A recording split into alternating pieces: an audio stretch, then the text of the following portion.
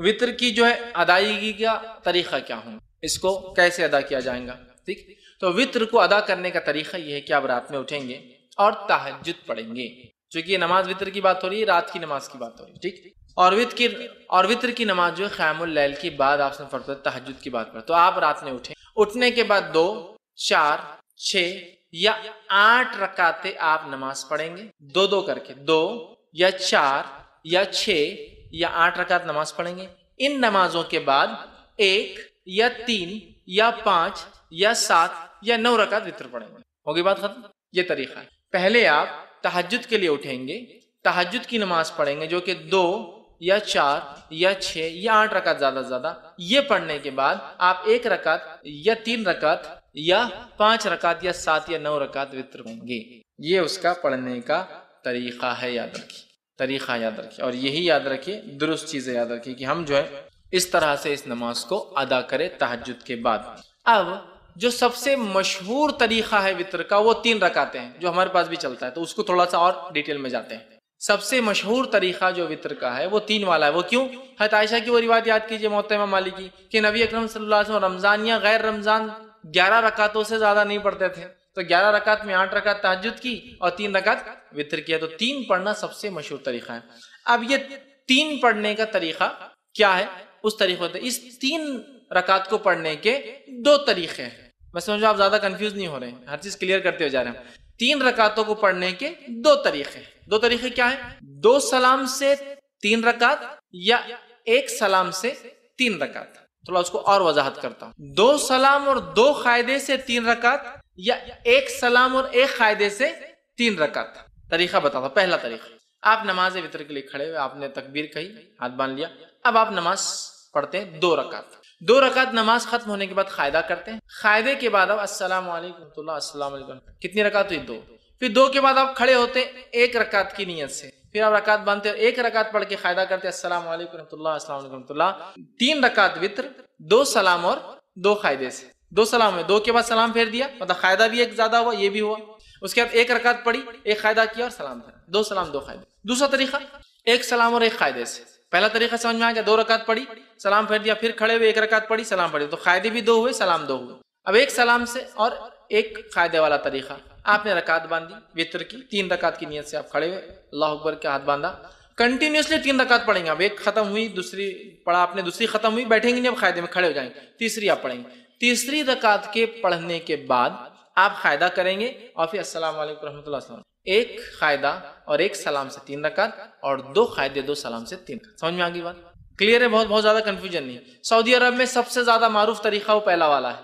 2 रकात पढ़ते हैं, सलाम फेर देते हैं, फिर 1 रकात पढ़ते हैं। हिंदुस्तान के अंदर 3 पढ़ते हैं, लेकिन थोड़ा सा मसला होता है, हम 3 रकात 1 कायदे और 1 सलाम से नहीं पढ़ते, 3 रकात 2 कायदे 2 सलाम, बिल्कुल मगरिब की नमाज के जैसे। आपको बोले मगरिब कैसा है, वितर को नहीं पढ़ना है, तो फिर एक नया लाते हैं, हम अलग करें ना, बीच में हाथ उठाते ना, तीसरी रकात में अल्लाह अकबर बोल के फिर हाथ बांधते। हालांकि हर तरफ तो रफ़ेदैन मनसूख हो गया बोलते हैं यहाँ, लेकिन साबित करते हैं। बाकी जगह रफ़ेदैन करो तो मनसूख हो गया, गलत है, और यहाँ बोलते यहाँ है, फिर कैसा मनसूख हुआ? यहाँ तो है बाकी। तो बहर अलग करने से मुराद, मगरिब से वितर को अलग करने से मुराद ये नहीं कि मनमाने तरीके से अलग करो। जो बताया गया वो ये है कि कायदा 1 करो और 1 सलाम, या फिर 2 कायदे, मतलब फिर 2 रकात पढ़ के सलाम फेर दो, फिर 1 रकात पढ़ो, ये माना है उसका। लेकिन हमारे पास इल्म कम और तासुब ज्यादा होता है। तासुब मतलब क्या? अरे फैज में ऐसा बोलते हैं, इनका मसलब तो अलग ही दिख रहा, कुछ अपने से हट के तरीका बता रहे। मेरे भाई, ये इल्म है, दिस इज नॉलेज। इल्म को हमको हासिल करना है। बहुत सारी बात हमको नॉलेज नहीं होता किसी चीज का, तो इसका मतलब ये नहीं कि हमारा मसला अलग है, हम भटक गए, बल्कि हमारी कमजोरी थी, हमारी जहालत थी कि हमने इल्म हासिल नहीं किया। ठीक है, तो लिहाजा 3 रकात के दोनों तरीके मैंने आपको बता दिए और दोनों सुन्नत से साबित है। लेकिन तीसरी रकात में खड़े होकर सूरह फातिहा वगैरह पढ़कर फिर अल्लाह अकबर के हाथ उठा के फिर से बांधना, ये सुन्नत से साबित नहीं है। इस ताल्लुक से आप समझे कुछ भी साबित नहीं, न सही न ज़ईफ। खास तौर से उठा के फिर बांधना न सही साबित है न ज़ईफ। लिहाजा मैं कहूंगा आपको अगर 3 एक साथ पढ़ना है तो 1 कायदे से पढ़िए। आखिरी रकात में आपको कोई डबल से हाथ नहीं उठाना है बीच में। اب پھر وہ دعائے قنوت کیسے کرنا، پھر فرق کیسے کرنا، دعائے قنوت کی طرف میں جا رہا ہوں. پہلے میں طریقے بتانا چاہ رہا تھا. تو ہو گیا 3 وتر کا طریقہ، 2 طریقے 3 وتر کے، یہ میں سمجھتا ہوں واضح ہو گئی. اور نبی اکرم صلی اللہ علیہ وسلم سے بہت ساری حدیثوں میں یہ بات ثابت، جیسے صحیح مسلم کی اور صحیح بخاری کی روایت متفق علیہ. عبداللہ بن عمر رضی اللہ عنہما فرماتے ہیں آپ سب رات کی نماز کو 2 رکعتیں کر کے پڑھتے تھے اور آخر میں 1 رکعت وتر پڑھتے تھے. 2 2 2 2 2 2 مطلب 5 سلام ہو گئے، اس کے بعد آپ کھڑے ہوتے اور 1 پڑھتے ہیں، ٹوٹل ہوئی 11 رکعتیں. ٹھیک ہے، تو یہ طریقہ ہے اور ایک ساتھ پڑھنے کا بھی آپ سے ملتا ہے. اسی طرح رکعت وتر میں کیا خیرت کر سکتے ہیں؟ تو رکعت وتر میں سورہ فاتحہ کے بعد آپ کچھ بھی خیرت کر سکتے ہیں. اور وتر کی رکعت کی خصوصیت یہ ہے کہ اس میں تیسری رکعت میں بھی آپ کو ضمی سورہ ملانا ہے. دوسری نمازوں میں آپ صرف پہلی 2 رکعتوں میں کرتے ہیں نا، نفل چھوڑ کر، جیسا آپ فرائض وغیرہ میں. اس میں آپ کو جیسا آپ نفل نماز پڑھتے ہیں، ہر رکعت میں آپ کو سورہ فاتحہ کے بعد ضمی سورہ ہر رکعت میں ملانا ہے. 3 ہو 5 ہو 7 ہو، ہر رکعت میں سورہ فاتحہ و ضمی سورہ ملانا ہے، یاد رکھیے. تو آپ جو آپ کو سہولت ہو سورہ فاتحہ کے بعد آپ وہ ضمی سورہ ملائیں. لیکن اگر کوئی خاص سنت نبی اکرم صلی اللہ علیہ وسلم کیا پڑھتے تھے، تو اگر خاص سنت جاننا ہے تو ابو داؤد، نسائی اور ابن ماجہ کی روایت ہے.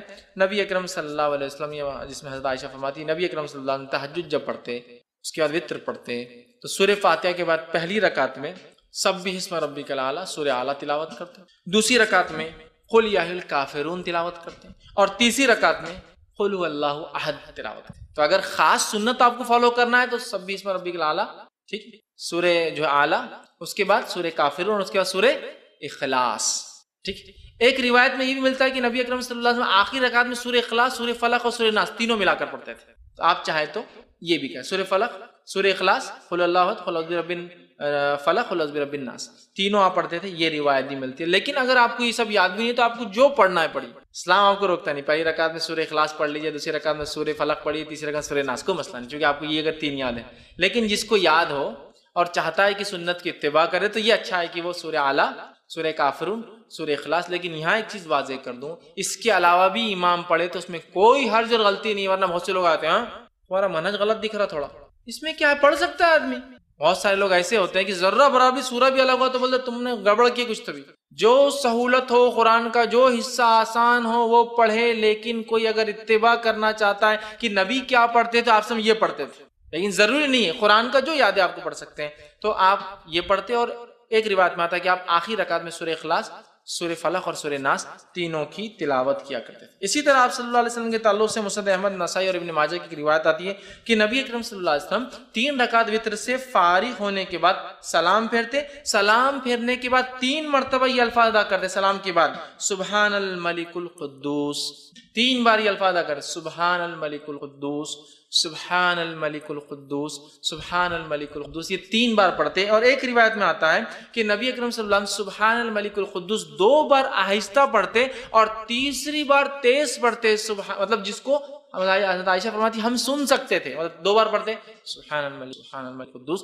سبحان الملک القدوس 3 بار. اور اس میں بھی آتا ہے کہ روایت میں جب آپ آخری بار تیز پڑھتے تو یوں پڑھتے کہ القدوس کو لمبا کھینچتے، سبحان الملک القدوس لمبا کھینچتے. یہ بھی طریقہ ہے. وتر پڑھ لیا آپ نے، اس کے بعد آپ سبحان الملک القدوس، سبحان الملک القدوس لمبا کھینچتے، یہ پڑھ سکتے. اسی طرح ایک روایت اور آتی دارقطنی کی، اس میں اضافی الفاظ یہ کہ نبی اکرم صلی اللہ علیہ وسلم سبحان الملک القدوس کہنے کے بعد یہ بھی کہتے ہیں رب الملائکۃ والروح.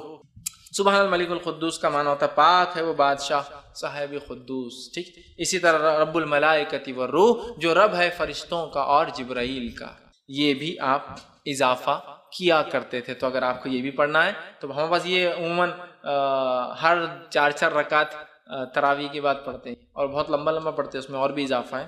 ٹھیک ہے، لیکن یہ تو وتر کے بعد ثابت ہے. 3 بار سبحان الملک القدوس، 2 آہستہ 1 تیز، اور آخر کا کھینچتے ہوئے ذرا لمبا کرتے ہوئے. ٹھیک ہے، اس کے بعد رب الملائکۃ والروح یہ بھی آپ اس کے ساتھ اضافہ کر سکتے ہیں. اب دعائے قنوت پہ آ جاتے ہیں.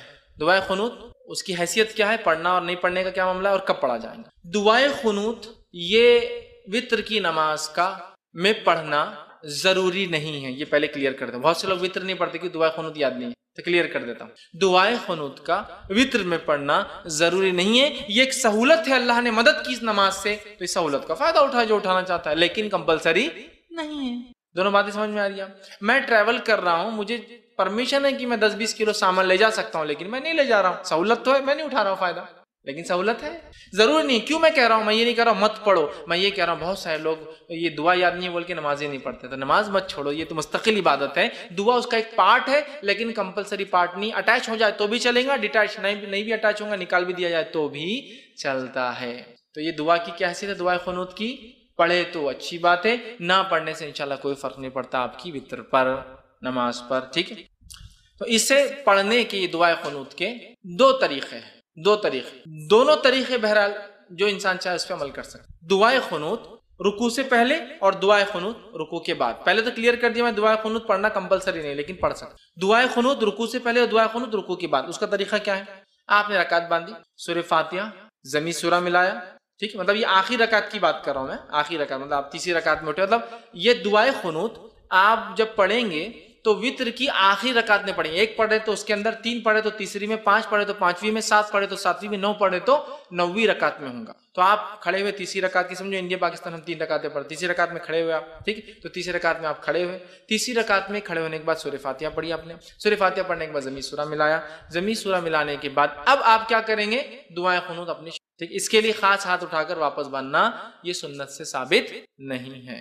اللہ اکبر کہنا بھی سنت سے ثابت نہیں ہے، ہاتھ اٹھانا بھی ثابت نہیں ہے. تو آپ سورہ فاتحہ پڑھی اور سمجھو 3 رکعت میں آپ سورہ اخلاص پڑھ رہے، سمجھے آخری سورہ اخلاص پڑھی اور اس کے بعد آپ اللہم اہدنی من ہدیت اور وہ دعا آپ اس کے بعد شروع کر دیں گے. یہ ایک طریقہ. دوسرا طریقہ، آپ تیسری رکعت میں کھڑے ہوئے، سورہ فاتحہ ضمی سورہ ملایا، اللہ اکبر کہہ کے رکوع میں گئے، رکوع سے اٹھا سمیع اللہ لمن حمدہ ربنا لک الحمد طیبا مبارکا فی اللہم اہدنی فی من ہدیت وعافنی فی من عافیت. اب آپ یہاں سے وہ دعا شروع کر دیں گے اور اس کے بعد پھر دعا ہونے کے بعد سیدھا سجدے میں چلے جائیں. تو یہ دعا 2 جگہ کی جا سکتی ہے، قیام میں اور رکوع کے بعد. اس میں افضل قیام میں کرنا ہے، اس میں افضل قیام میں کرنا ہے. گو رکوع کے بعد بھی کی جا سکتی. امام بخاری نے ایک باب ہی باندھ دیا اپنی کتاب میں کہ قنوت، وتر میں قنوت رکوع سے پہلے اور رکوع کے بعد، مطلب قیام میں اور رکوع کے بعد دونوں ہی درست ہے، لیکن افضل کیا ہے؟ قیام میں کر لے آپ، یہ زیادہ افضل ہے. اس لیے کہ نبی اکرم صلی اللہ علیہ وسلم نے فرمایا، حدیث جو ہے نسائی کی اور ابن ماجہ کی ہے، ابی بن کعب رضی اللہ عنہ فرماتے ہیں، کہتے ہیں نبی اکرم صلی اللہ علیہ وسلم رکوع جانے سے پہلے دعائے قنوت پڑھا کرتے تھے. رکوع میں جانے سے پہلے دعائے قنوت پڑھا کرتے تھے. تو اس سے میں کہہ رہا ہوں رکوع سے پہلے پڑھ لینا یہ افضل ہے. اب اس میں کیا، اس میں ہاتھ اٹھایا جائے؟ تو ہاں، آپ اس میں چاہے تو ہاتھ باندھ کر بھی کر سکتے ہیں قنوت اور ہاتھ اٹھا کر. چونکہ دعا میں ہاتھ اٹھانا یہ سنت یا ادب ہے، تو آپ ہاتھ اٹھا کے بھی کر سکتے ہیں. لیکن ہاتھ اٹھانے کے بعد چہرے پر ہاتھ پھیر کر پھر رکوع میں جانا یہ درست نہیں ہے، اس لیے کہ کسی بھی دعا کے بعد چہرے پر ہاتھ پھیرنے والی روایت ابو داؤد کی ضعیف ہے. تو آپ کو عام دعا میں بھی بہت سے لوگ دعا پڑھ کے ہاتھ پھیرتے ہیں، نہیں، درست ثابت نہیں سنت سے. دعا پڑھیے اور چھوڑ دیجیے، دعا ہو بہت سے لوگ ہاتھ پھیرتے ہیں. تو اسی طرح دعا میں چونکہ ہاتھ اٹھائے جا سکتے تو ابو داؤد کی روایت کے مطلب آپ رات میں بھی ہاتھ اٹھا سکتے ہیں. وتر کے اندر دعا جب کر رہے ہیں آپ سمجھ لیجیے آپ نے قیام کیا، سورہ فاتحہ اور سورہ اخلاص پڑھ لی، اس کے بعد اللہم اہدنی فی من ہدیت وہ پڑھ لیا اور پھر سیدھا رکوع میں آپ چلیں. ہاتھ پھیرنے والی روایت ضعیف ہے. عام حالت میں مت پھیریے اور نماز میں بھی مت پھیریے ہاتھ کو. ٹھیک ہے، آپ نے ہاتھ چھوڑ دیا، آپ رکوع میں چلے گئے. تو یہ تھے قنوت پہلے اور قنوت بعد میں، دونوں بھی ہو سکتا ہے. افضل پہلے ہے لیکن بعد میں بھی پڑھا جا سکتا ہے. اسی طرح جو ہے تو یہ دعا زیادہ بہتر ہے. اور وہ اللہم انا نستعینک وہ جو دعا ہے اس کے تعلق سے ایک روایت آتی ہے کہ اللہ کے رسول وہ فجر کی قنوت میں پڑھا کرتے تھے. وہ دعا وتر کی قنوت میں نہیں، وتر کی دعا نہیں تھی، وہ فجر میں کرتے تھے. جب قنوت نازلہ آپ کبھی فجر میں پڑھتے تو یہ پڑھتے ہیں، اور جب وتر میں پڑھتے تو یہ پڑھتے. اس لیے کہ حضرت حسن کو اللہ کے رسول صلی اللہ علیہ وسلم نے یہ قنوت خود سکھایا تھا، اللہم اہدنی فی من ہدیت والا. سمجھ، اب بہت سے لوگوں کو یہ یاد ہوتا ہے اللہم اہدنا فی من ہدیت، وہ جمع کا صیغہ ہے لیکن اصل حدیث میں الفاظ دینی کے ہیں، اللہ میرے لیے ہدایت اور میرے لیے. لیکن جب وہ اجتماعی میں عالم کرتا ہے تو دینا کر دیتا ہے، اللہ ہمارے لیے. ٹھیک، لیکن اصل کے حدیث کے الفاظ تو دینی والا ہی ہے، پورا سنگولر ہی ہے وہ دعا، پلورل میں نہیں ہے وہ دعا جو سکھائی گئی. ٹھیک ہے، تو یہ دعا جو ہے زیادہ بہتر یہ ہے انشاءاللہ. اور بہت سارے علماء نے یہ بھی کہا کہ اللہم اہدنی فی من ہدیت بھی کوئی چاہے تو پڑھ لے، اللہم انا نستعینک یہ دعا بھی چاہے تو پڑھ لے، دونوں ملا کے پڑھ لے، کوئی مسئلہ نہیں. سمجھ رہے بات کو؟ یہ بھی پڑھ لے یہ بھی پڑھ لے، دونوں میں کوئی مسئلہ نہیں. لیکن زیادہ جو بات پتہ چلتی ہے محدثین کے اقوال سے وہ یہ ہے کہ آپ صلی وتر میں یہ پڑھتے تھے اور فجر کے قنوت نازلہ میں یہ والی اللہم انا نستعینک ونستغفرک یہ دعا جو ہے فجر کے قنوت. لیکن اگر کوئی پڑھنا چاہے تو دونوں بھی ملا کر پڑھ سکتا ہے. ٹھیک ہے، تو میں سمجھتا ہوں دعا کی بھی وضاحت ہو گئی، ایکسٹرا رفیدین اس کے اندر نہیں ہے، آپ کو صرف ڈائریکٹ آپ نے کیا دعا کر لینا، ایسا کیجئے، یا مطلب ہاتھ کھول کے کیجئے، ہاتھ باندھے ہوئے میں کیجئے، رکوع سے پہلے مطلب قیام میں کر لیجئے، رکوع کے بعد آپ دعا کیجئے، ساری چیزیں بہرحال ثابت ہے، اور دونوں بھی قنوت میں نے آپ کے سامنے رکھ دی۔ قنوت چونکہ دعا ہے، دعا ہاتھ اٹھائی جا سکتی ہے، اور یہ قنوت زیادہ قریب ہے سنت سے، لیکن یہ بات بھی پتہ چلتی ہے کہ آپ نے فجر میں وہ پڑھا، لیکن کچھ علماء لکھتے ہیں دونوں بھی درست ہے پڑھ لینے میں انشاءاللہ، کیوں حرج نہیں، اس لیے کہ یہ قنوت ہے، اور قنوت ہے، دعا ہے، آپ کبھی بھی پڑھ سکتے ہیں، تو لہٰذا وہ کہتے ہیں دونوں پڑھ لو، کوئی مسئلہ نہیں انشاءاللہ، ٹھیک ہے۔ تو یہ تھا اس کا طریقہ اور دعا۔ اب اسی طرح جو ہے دعائے قنوت ہمیشہ مانگنا ضروری نہیں ہے، کوئی اس کا پارٹ نہیں، آپ کر سکتے تو کیجئے، نہ بھی کرنے سے انشاءاللہ عزیز کوئی فرق نہیں آتا۔ کسی نے ایک سوال کیا تھا کہ وتر کی نماز رات کی آخری نماز ہوتی ہے، تو اگر کوئی وتر پڑھ کر سو جائے اور پھر رات میں جاگنے کے بعد نماز پڑھنا چاہے تو وہ کیا کرے؟ مطلب وتر کی نماز جو ہے رات کی آخری نماز ہوتی تھی، اور نبی اکرم صلی اللہ علیہ وسلم کی سنت مبارکہ تھی، مطلب آپ صلی اللہ علیہ وسلم جب رات میں مطلب جس کو کہیں گے نماز کا ارادہ کرتے اور آپ رات کی نماز پڑھتے، تہجد جس کو ہم کہتے ہیں، پھر اس کے بعد آپ رات میں اٹھتے اور وتر کی نماز، اپنی تہجد کی نماز مطلب رات کی نماز پڑھنے کے بعد پڑھا کرتے تھے، یاد رکھیے، اور وتر کی نماز آپ صلی اللہ علیہ وسلم فجر کے وقت سے کچھ وقت پہلے پڑھتے، اور روایت میں آتا ہے کہ عائشہ فرماتی آپ وتر پڑھتے، پھر اذان ہوتی، پھر فجر کی 2 رکعت سنت پڑھتے، اور پھر مسجد نماز کے لیے چلے جاتے، تو پتہ چلا یہ رات کی آپ کی آخری نماز ہوتی ہے، یاد رکھیے وتر۔ تو لہٰذا اگر آپ روز اٹھتے ہیں رات میں تو پھر وتر آپ کی آخری نماز ہونا چاہیے، لیکن اگر ایسا ہوا کہ آپ آج رات میں، آپ چونکہ رات میں اٹھتے نہیں ہیں لیکن آج آپ نے وتر پڑھ کے سو گئے اور آج انشار ہوگی سمجھ لیجیے، تو اب کیا کرے، رات میں انشاء اللہ تو کیا نماز پڑھے؟ ہاں بالکل پڑھ سکتا ہے، اس میں انشاءاللہ کوئی حرج نہیں ہے، لیکن اگر وہ روز ایسا کرتا ہے تو ایسا روز نہ کرے، روز کا اگر اس کا معمول ہو تو پہلے وہ کیا کرے، رات کی نماز مطلب پڑھنے کے بعد وتر کو پڑھے۔ تو لہٰذا اگر ایک آدھ بار ایسا ہو جائے کہ اس کی آنکھ کھل جائے، اب سوچ رہا ہے انسان رات کا وقت ہے، اللہ سے دعا کر لیتا ہوں، نماز پڑھ لیتا ہوں، افضل وقت ہے، بالکل وہ نماز پڑھ لے، کوئی اس میں حرج نہیں، لیکن اگر وہ روز ایسا کرنا چاہے تو پھر وہ کیا کرے، وتر کو نہ پڑھے، عشاء کی نماز پڑھ لے، سو جائے، رات میں اٹھے، وتر جو ہے تہجد پڑھے یا رات کی نماز قیام اللیل کرے، اور اس کے بعد پھر جو وتر پڑھے، اور اس کے بعد جو ہے فجر کی جو ہے نماز ہو جاتی ہے۔ فائدہ اٹھا لے آدمی۔ بہرحال آج میرا موضوع نماز نہیں ہے، تہجد کی نماز، تو تائیے تہجد کی نماز کے تعلق سے کچھ باتیں سیکھتے ہیں تاکہ انشاءاللہ عزیز اپنے زندگیوں میں یہ عمل کو ہم داخل کرنے کی کوشش کریں، یاد رکھیے، تاکہ رات میں جب لوگ سو جاتے ہیں، لوگوں کے رشتے رب سے ٹوٹ جاتے ہیں، عام طور سے ذکر و اذکار لوگ چھوڑ دیتے ہیں، یا پھر لوگ لہو اور لعب جس کو، یا لغویات میں رات میں جس کو کہیں گے فالتو وقت گنوا کی باتیں کرتے ہیں، یا رات میں لوگ جو برائی کی طرف مائل ہو جاتے ہیں، زنا، چوری، برائی ہے نا، اندھیرے میں ہے نا، اس طرح کے اعمال کرنے لگتے ہیں، تو اس وقت ایک بندہ مومن اٹھتا ہے، بستر سے اپنے آپ کو الگ کرتا ہے، ٹھیک ہے، بستر کے نرم پہلو کو چھوڑتا ہے اور اٹھ کر مشقت برداشت کرتا ہے، کبھی سردی کی مشقت برداشت کرتا ہے، کبھی گرمی کی مشقت برداشت کرتا ہے، کبھی پانی کے ٹھنڈے اور گرم ہونے کی مشقت کو برداشت کرتا ہے، کبھی جو ہے موسم کی وجہ سے کرتا ہے، کبھی صحت کے اعتبار سے کرتا ہے، لیکن وہ اپنے آپ کو منا لیتا ہے، اپنے رب کو راضی کرنے کے لیے اٹھ جاتا ہے اور اٹھ کر وضو کرتا ہے، وضو کر کے اچھے سے وضو کرنے کے بعد احسن طریقے سے، یاد رکھیے، وہ نماز کے لیے کھڑا ہوتا ہے اور اپنے رب سے رشتہ قائم کرتا ہے، اپنے رب سے تعلق قائم کرتا ہے، یاد رکھیے، اللہ کے سامنے عاجزی کرتا ہے، انکساری کرتا ہے، استغفار کرتا ہے، دعائیں کرتا ہے، نماز سے ہٹ کر تلاوت قرآن کرتا ہے، تو رب العزت اس چیز کو بے حد بے حد بے حد پسند کرتا ہے۔ ہم دن میں تو کرتے ہیں، لیکن صد افسوس یا افسوس کی بات ہے ان لوگوں کے لیے جو فرائض ادا نہیں کرتے، چونکہ میں تو نفل کی بات کر رہا ہوں، لیکچر ہی نفل پہ ہو رہا ہے، فرائض پہ تو نہیں ہو رہا، صد افسوس ہے۔ لیکن نوافل کا اگر یہ اجر ہے تو میں سمجھتا ہوں اس کے اجر کو سمجھ کے آپ فریضے کا یا فرائض کا اجر کیا ہوتا ہوں اندازہ لگا سکتے ہیں۔ اور اس بات کو میری یاد رکھیے، اس بات کو یاد رکھیے، سلف صالحین کے نزدیک، صحابہ تابعین تبع تابعین کے نزدیک فرائض تو فرائض تھے، سب کو اس پر عمل کرنا ہی تھا، اس میں کوئی خصوصیت نہیں تھی کہ انسان فرض کر رہا ہے 5 وقت نماز، آج تو بولیں گے 5 وقت نماز پڑھا تو فرشتہ ہی ہے، لیکن یہ کوئی خصوصیت نہیں تھی، خصوصیت یہ تھی کہ انسان اللہ رب العزت رات میں اپنا تعلق وہ کرے، معلوم، اور بہت اہم تھا۔ سلف صالحین میں یہ بات عام تھی کہ وہ رات کی نمازیں پڑھتے، کچھ صحابہ کو دیکھا جاتا کہ وہ پوری رات نماز پڑھتے۔ اب آپ کہیں گے پھر سوتے کب؟ ظاہر سی بات ہے، نماز رات بھر پڑھ کے کچھ حصہ سوتے بھی تھے، لیکن اکثر چونکہ نماز پڑھتے تو ہم کہہ رہے پوری رات، اور کوئی واقعی میں پوری رات نماز پڑھتے تھے، ٹھیک، اور دن میں کسی وقت آرام کیا کرتے، تو پوری رات عبادت کر رہے ہیں۔ کچھ کا حال یہ کہ آدھی رات عبادت کر رہے ہیں، کچھ کا حال یہ کہ 1/3 کر رہے ہیں، کچھ کا حال یہ کہ 1/5 کر رہے ہیں، کچھ کا حال یہ کہ 1/6 کر رہے ہیں، 1/6 رات کو بانٹ رہے ہیں نماز، اور کچھ ایسے بھی تھے جو بہت قلیل مختصر 2 رکعت ہی پڑھ رہے ہیں لیکن پڑھ رہے ہیں. یہ ان کا معاملہ تھا اور یہ ان کے تقوی کی علامت تھی. ورنہ نماز فرائض ادا کرنا یہ تو سب کا کام تھا، سبھی کرتے تھے اس زمانے میں. یہ ان کی خصوصیت ہے. رات میں اٹھنا یہ اللہ کے عاجز بندوں کا شیوا ہے. جو اللہ رب العزت کے عاجز بندے ہوتے ہیں، ان کی ساری اختیار کرنے والے بندے ہوتے ہیں، یہ ان کا شیوا، ان کا طریقہ ہے کہ وہ رات کی نمازوں کو پڑھتے ہیں. یاد تو تہجد کا ہم کوشش کریں، تہجد، قیام اللیل، تراویح، صلاۃ اللیل، رات کی نماز، اس کا ہم خاص اہتمام کرے. یاد رکھیں صحیح مسلم کی روایت ہے، نبی اکرم صلی اللہ علیہ وسلم فرماتے اور کہتے ہیں فرض نماز کے بعد افضل ترین نماز صلاۃ اللیل یعنی تہجد ہے. فرض نماز کے بعد سب سے افضلین ترین نماز صلاۃ اللیل ہے، مطلب رات کی نماز ہے. اور اکثر علماء نے اس پہ ہی راجع اتفاق کیا کہ اس سے مراد تہجد کی نماز. فرض نماز کے بعد اگر کوئی افضل عبادت ہے تو کون سی عبادت؟ نوافل میں سب سے افضل عمل تہجد ہے. فرض نماز کے بعد اگر کوئی افضل عمل ہے تو صلاۃ اللیل ہے، رات کی نماز ہے. قیام اللیل ہے، رات کا کھڑے ہونا ہے.